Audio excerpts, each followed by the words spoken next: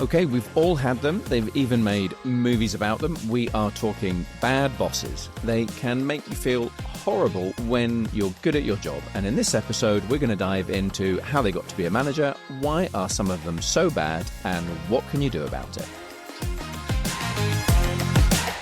Welcome to the Gen XZ Exchange.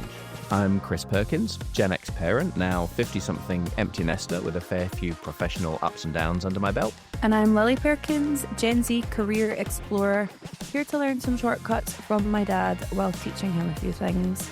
We swap insights on career choices, work and life in general. So whether you're a Gen X parent trying to figure out midlife's challenges, or a Gen Z young professional or student figuring out adulthood, you're in the right place. So, Dad, you will have had some really bad bosses in your time, so you're going to need to give us the rundown, a story time, and tell us what they've been like. Yeah, actually, I've been really lucky. Most of mine have been pretty good. I know Mum's had some terrible bosses, so I can talk about some of those stories. And yeah, I've had a couple of bad ones. One who just kept moving the goalposts all the time, so you never knew what you were supposed to be doing. Nothing was ever right. Another that just got me to do chunks of their job because they couldn't, and they took all the credit. The worst was actually quite a toxic one for me. This person took over our team, and I think it was a classic case of them wanting to hire all their own people and get rid of the ones they inherited, which included me. And this person was really, really hard on the rest of my team, really bad for them. Just didn't believe any of them could deliver when they were really good at their jobs. I guess you would call that gaslighting now, but that's how this person made us feel. Yeah. What about you? You've got 4 years experience working. You must have had some bad bosses already, maybe? That's harsh, but I think a fair few have not been the best. I think actually it's really funny what you're saying about someone wanting to have their own team and kind of like shoo all of the OGs out, because I have had that before. And then God forbid you do actually make a mistake, because it is just then ammunition. Yeah, that's exactly what it was like. Because it's like, see, like you are doing stuff wrong. And then I think being so in your head about making a mistake, because you know you're going to get pulled up for it like 10 times more than what is actually like a necessary amount. You kind of get into like a crazy cycle of then making more mistakes, or at least that's been my experience. I don't like having to be anxious about what management is thinking of me constantly. Yeah, it just sends me on a loop. It makes me nervous, and then I struggle to get in that like flow state and actually perform well. In any job, like, your boss is human and is going to have external stresses and things going on in their personal lives that are going to make them behave certain ways at certain points, which is totally fine. But I think an issue for me is like, at what point does that cross the line when it kind of feels like they're maybe taking external stresses out on their staff? Yeah.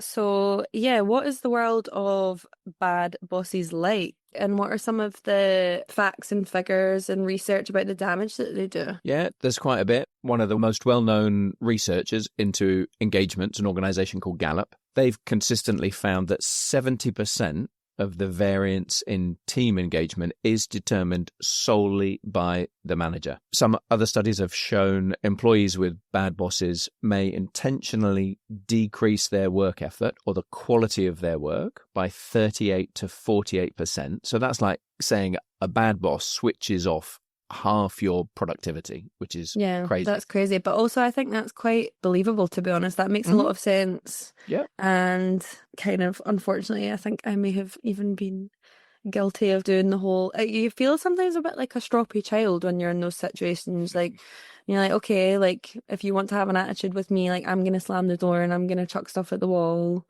Well, so this next stat relates to that. Up to 63% of people report wasting significant time avoiding their boss. Definitely. Or mulling over the negative interactions. Like, so you kind of get up and leave the room, or you don't want to be around them, which is kind of understandable, but the effort that goes into doing that when it could be like doing your job. Or I would say in my case, probably that time is like gossiping with other coworkers and trying to like formalize I feel like I spend a lot of time shit talking, to put it quite plain, which definitely isn't good for productivity. Yeah, and it does make an impact. So 78% of employees say their commitment to the organization declines when they have a bad boss. So that's like 8 out of 10. 73% say they've thought about leaving, and about half of those that think about it actually do quit. So between 41 and 55% leave. And they say, you know, people join companies and leave managers. And you know, that bears it out. Yeah, of course. And that is bad. Like, those numbers are pretty bad. So, like, why is that? What is the cause of that? And why is it that so many people are leaving jobs because of bad management and bad bosses? I think it's not a good environment to be in. You know, that's what causes people to leave. I don't think anyone sets out to be a bad boss. I think often they're a victim of circumstance a lot of the time. I don't know if you've heard of something called the Peter Principle. No. So that says in any hierarchy, people are promoted to the level of their incompetence. So if you're good at something, you get promoted, but that new job needs new skills. And if you're not good at that, you won't get promoted any further. If you are, you get another promotion and so on, up to the point where you're not good at the job. So everyone stops at the level that they are incompetent at. That's where you stay. I've definitely seen a lot of that. Yeah, I can imagine. I've been in a lot of sales roles, and the best salesperson is probably the worst person to make a sales manager, just because of the different skills required between the two jobs. But that happens all the time. Yeah. In technical roles like software development, the best coders are very rarely people that want to be people managers. Yeah. But that's often the only career progression that's available to them, and it takes them away from the thing that they're really good at, that they actually love doing. And I think that kind of thing is down to companies just not preparing people for new jobs with training and coaching on how to manage others. I think that's a really big factor. Yeah. And companies putting a lot of pressure on managers to achieve really short-term results. So that means they get really stressed and are maybe resorting to negative management styles, trying to get quick results from their people because of the pressure that they're under. Yeah, so it's like the pressure is like kind of pushing down that chain. Yeah, they feel sort of forced to, because they've got to deliver. So they transfer that onto the people that work for them. Mm-hmm. And then you've just got the idiots who lack self-awareness and have really outdated beliefs about how to get the best out of people. Definitely, for what they've seen on TV or whatever. There's definitely a generational element to it as well, I imagine. Like, for me, being younger, obviously, like, a lot of the people I've worked under have been from a different generation, and you kind of notice the difference. Like, I was thinking as well, from like a psychological standpoint, there's probably an element of people, like how people were brought up, whether like through school or like their training when they first got into the workforce, how they were raised by their parents. If they placed a really strong emphasis on punishment as discipline, like, I imagine some of that will have kind of been carried on into their management style. And then, as you say, if you've not got adequate training for kind of like combating that and teaching people how to properly be able to motivate people, I don't think instilling fear and anxiety and putting pressure on people is generally, it's weird, because you wouldn't think, saying that out loud, that's not a good way to get someone to do something. So it's just odd that seems to still be kind of a prevailing idea and style. People think that's the way you have to be if you're a manager. And you can be taught and learn that that's not really effective. Yeah. You know, much better things to do. So on that note, do you want to give us some examples of when you've been on the receiving end of those kinds of bosses? Yeah, one I remember from a long time ago. I'd been in head office for the week. I'd travelled down. As I was leaving to get into a taxi back to the airport, my boss hands me a letter. Oh, no. And I read it in the taxi. It is 3 pages of everything he thinks I'm doing wrong. Was this a handwritten letter, or was it typed? Typed. So he had taken the time goodness. to write it up, print it out, seal it in an envelope, and give it to me. I do remember there was something in there about photocopying, like the way I photocopied. apparently I was Perkins. doing it wrong, and there'd been no prior warning that there was anything that he had a problem with, and that anything was wrong. And I just couldn't believe he couldn't bring himself to like have a one-to-one sort of informally to start with. He hands me Yeah. this letter. That's like the equivalent. Well, he's essentially being a shite bag as well. That's like the equivalent of in primary school. If you fancied someone, you got your pal to like whisper it to them or pass them along a note or something. Like that's just classic.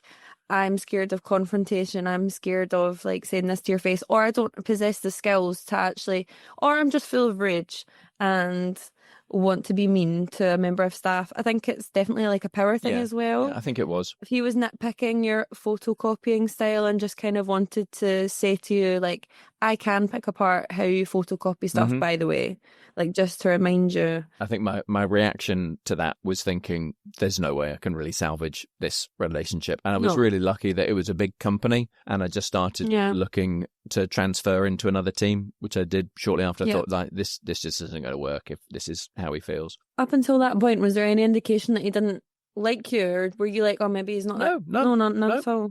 You know, so that's why it was such a surprise, and it was just really strange. a weird way of doing it. Yeah, going straight to the 3-page letter when he could have maybe been like, hey, can we have, some kind of like prevention?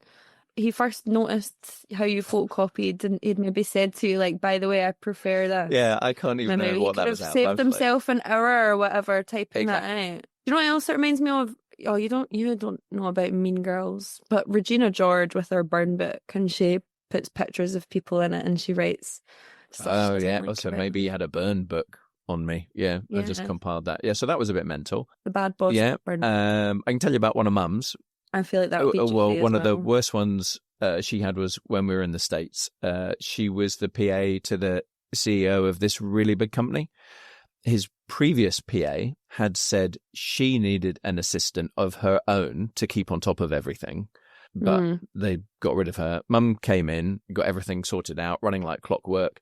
So she said she could take on some more responsibility. She wanted more things to do because she had everything covered. And girl boss. Yeah, absolutely. The best thing he could think of was to tell Mum to go through boxes of files of old newspaper ads for his company going back years and put them all into date order. That's infuriating. Mind-numbing and pointless. And did he maybe seem like the type of boss where there might have been like an element of like misogyny to that? Like, do you think had he had like a male assistant, would he have been doing that? Or was it more just of a general power trip, or just I can't be bothered to think Yeah, of? probably. Yeah, just like I need to give her something to keep her quiet. Yeah, I mean, he was quite a nice guy, a really family-oriented man, so I don't think it was necessarily a kind of sexism thing. His previous assistant had been a woman. But in addition to that, I think the thing that Mum found really difficult was he wanted her on call 24/7. So she got one of the first ever Blackberries I think I'd seen, which was really cool. Mm-hmm. But the reason he'd given her that was because he expected her to respond absolutely any time. And he traveled a lot, so he was in different time zones. Oh, no. So yeah, that's my pet peeve. Like 2 a.m. for us, and he's texting her, emailing, asking to do things, and she wasn't paid anything like enough to make that acceptable. Yeah, it's so out of order. If you're not on the clock, if you're not getting paid to text or to email or whatever, then I feel like that really used to bother me. I've definitely had that before, being texted and phoned outside of work hours. And it is just like, it's a total like violation of people's boundaries. Like if you can't switch off when you're outside of work, how are you expected to come in and actually do a good job if, you know, you've not got any time to chill out? But then also what you're saying about how, that's not it's not necessarily like your boss that you had where he was giving you abuse in a letter. Well, I guess not abuse, but I don't know. That probably would be. It was just a long list of. Yeah. How horrible you are. So, sorry, where was I going with that? Oh, yeah. I think that just goes to show that you don't necessarily need to be dishing out nasty letters and giving your staff abuse. It can be a bit more subtle. Like, see how he kind of just couldn't really be bothered to find a job to give Mum. And it kind of was as if she was like a child that he was trying to just keep occupied. It wasn't like necessarily like harmful, but it was like he wasn't really going that extra mile, I guess, to like help advance her career. And Absolutely. Yeah, I yeah, think she was looking for something sort of interesting and productive to do, and to learn. and for her to maybe sort of take on more of what he needed doing. Yeah. This was just like a kind of, And surely bosses should encourage that. Like, you want your staff to be eager to learn, work hard. And then also, like, probably no malicious intent with phoning and texting outside of work. And I feel like that would be the same for me when I've been contacted outside of work. It's because they're asking a question about something that's been done, blah, blah, blah. But even still, even if it's not malicious or like outright abusive or nasty, you can still be a bad boss in a sense.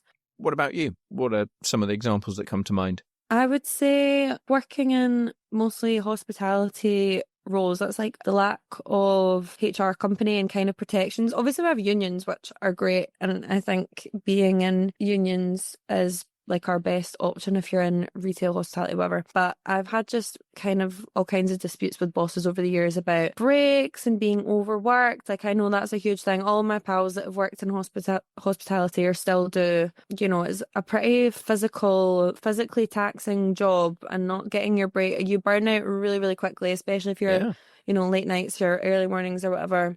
And that shouldn't cause as much of a fuss as it does. And then also, like, I've had somewhere where like I left and didn't get my holiday pay, and that was a whole big scandal. I would say one of the things that has kind of really, really pissed me off the most was a company that, to cut the story down a wee bit, basically got found out that they'd been skimming tips. Like, the cash tips. I know, how fucking rude. Grandma's listening to this. Yeah, okay, sorry. I'm sorry, Grandma, but I'm getting like annoyed thinking about it, because those are my tips. Like, please, I had to put so many fake smiles on and deal with so many rude, entitled people to get them.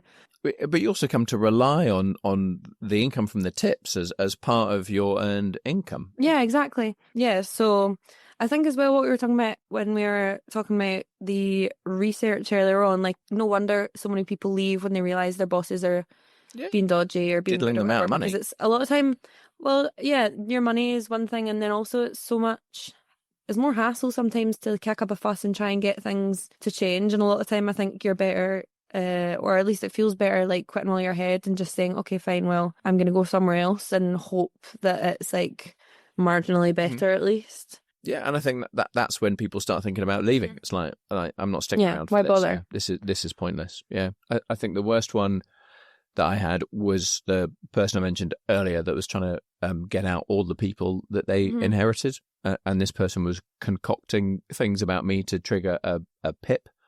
Don't know if you ever heard that term, a performance improvement plan, like manager out of the business. Crazy. Basically. So that it was like time to leave, time to. So do you mean like basically spreading misinformation, like about your performance and stuff, just to try and get you pat? No, not spreading information. Just coming up with things that were never good enough to build like a catalogue of examples to say, right, he needs to go on a performance plan. That's crazy. And it's like you never really get to win in Why that bother? situation. Yeah. I think Mum's worst was a boss she had from about years ago, and he was a passive aggressive misogynist. Mum was one of 4 women in the team, and this guy just seemed to have a problem with capable women who were strong characters. He was micromanaging all of them, stripped away all of their self-belief, and they just hated him. Yeah, no wonder. And I think especially that's something that affects so many women in the workplace, and it literally doesn't matter what field you're in, what role you're in. Frustratingly, that is just like an additional thing to consider when you're a woman anywhere. So yeah, then piggybacking off of that, I guess not just for women actually, but for anyone experiencing a bad boss, if you feel like it's really affecting you, definitely first steps are actually seeking help, especially if you feel unsafe in any kind of way, because actually your employer does have a duty of care, and any inappropriate or harmful behaviour needs to be taken seriously, because that's others. Sometimes bosses can cause detrimental challenges to people's mental health. So what would you say first steps, like speaking to them directly, speaking to a trusted friend, family member? if you can't raise it with you don't feel able to raise it with your employer, speak to a trusted friend or a family member, but do seek help in those kind of situations. And even for behavior that doesn't cause you to feel unsafe, if it really is having an impact on you, familiarize yourself with the HR policies, the grievance procedures, which should be in an employee handbook. I once had to file a formal grievance, and that was properly investigated, which was good. If things just feel off, document everything. So keep meeting notes, make sure you've got copies of emails, have a record of things, note down dates and times of conversations, witnesses, if there were any. There may be meeting recordings if you're on video meetings that you can access. But bear in mind, there isn't a law in the UK that makes recording a conversation with someone illegal, but it's not very ethical. So you could be in breach of HR policies. For more day-to-day things, Lily, what would you suggest?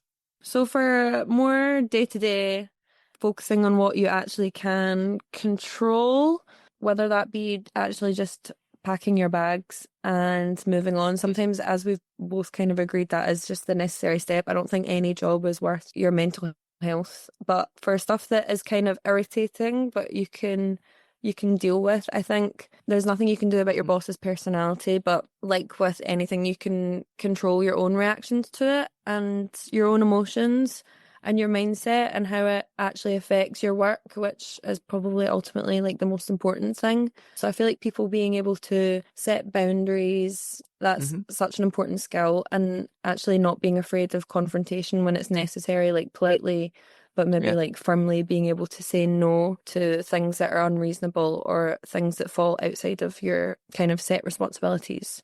And I would say one thing that's definitely helped me, like looking for like mentors and allies. I think that's definitely something that's good if you're moving into like actual employment, always having someone that you can trust to actually ask, like, is this normal? Is this what goes on? It just kind of contextualizes situations sometimes, and that's good to kind of get your bearings, because sometimes some places, I don't know, if you're new and you don't know what's going on, it's just good to be reassured if something's off. Yeah, I would say just trust your gut. 100%. I've come to trust my gut feeling more. If it doesn't feel that this is the right place for you, or if things are becoming unbearable, you might need to kind of explore options and look for something else. That just about wraps up our discussion. Woo! So if you've enjoyed our chat, please give us a follow and a 5-star rating. That is so important in the first few weeks of a new podcast to help it find its audience. And if you've got a couple of minutes, we'd love it if you could leave us a review. That helps new people get to know the show. And obviously, we'd love to hear your feedback too in the early days so we can learn from it. If you'd like to connect with us, you can follow us on LinkedIn. We'll put the links in the show notes. And coming up in our next episode, we have our first guest on the show. We'll be playing the Gen X, Gen Z quiz. So if you want to decode what makes the generations tick and really understand their formative years, give that a listen. Thanks for listening to this episode of the Gen XZ Exchange.